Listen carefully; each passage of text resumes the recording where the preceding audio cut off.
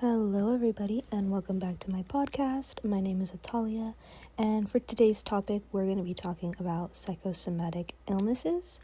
Let's go ahead and start by breaking down that word, psychosomatic. So, psyche means mind, and soma means body. By the way, I'm going to be pulling all my information today from my in-class textbook titled Comprehensive Stress Management. It's written by Gerald Greenberg. Anyways, so psychosomatic illness is basically you are so stressed, you have so many things on your plate, you're dealing with so much that your body physically cannot keep up with it anymore. Now, this is something I personally experience, and it can manifest in many different ways. Stomach issues, muscle tension, cold symptoms. There's many different things you can experience. I personally experience the cold symptoms the most.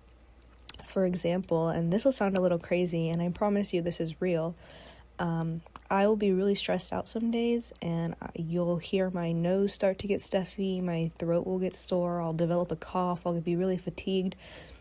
Basically, I just got the flu out of nowhere, right? And it's kind of just takes you by surprise, and you feel it come on really fast.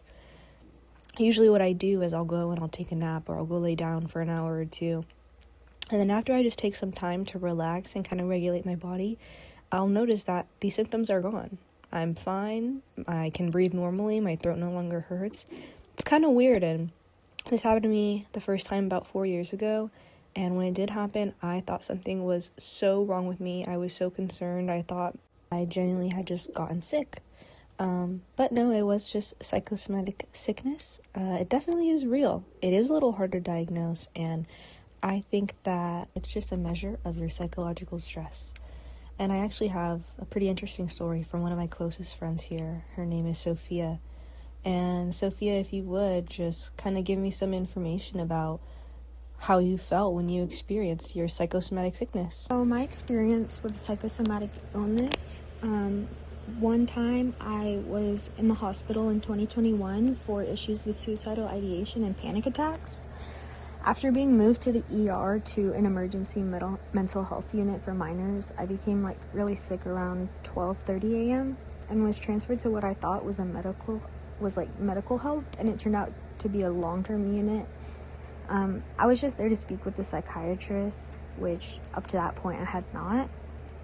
I couldn't stop retching and going to the bathroom, and I was losing everything that I ate. Even before getting sick, the nausea prompted a panic attack since I have emetophobia, which is the fear of throwing up. I ended up doing an intake and a body inspection, and it was very invasive. And the next morning I was really upset because I hadn't received help. I was only taken seriously after my vitals were taken and I had an 105-degree fever. So they isolated me and tested me for COVID, flu, viruses, bacteria, from food poisoning. And the test found that I was negative for everything, and that the most likely conclusion would be that it was something psychosomatic. And I feel like the trauma and stress I endured from not being taken seriously during a mentally difficult time in the midst of a pandemic is what led me to be sick for the next 2 weeks and caused me to lose 15 pounds. So having experiences like mine and knowing the experiences of others who have struggled with psychosomatic illness goes to show the power of stress on the body. And although I have been invalidated and told it must have been from something else, I do not take it personally, as I feel my perspective is rooted in science and extensive research from thousands of professionals. I think that people who are quick to dismiss an illness's ability to be psychosomatic are not coming from a place of malice, but just a lack of knowledge on the topic. Wow, yeah, thank you for that. I'm sure it wasn't the easiest to have to go back in time and tell that story, but I really do appreciate it. And I feel like that goes to show to all the viewers out there listening, this is very real. It happens to people all around, and don't feel invalidated. Don't let other people invalidate you. This stress can manifest in your body, and it's okay not to feel okay. It's okay to want to take breaks. There's a lot of things you can do. I recently found one of the best things to be meditation. It's honestly hard at first to kind of let yourself get into that mindset and let everything go.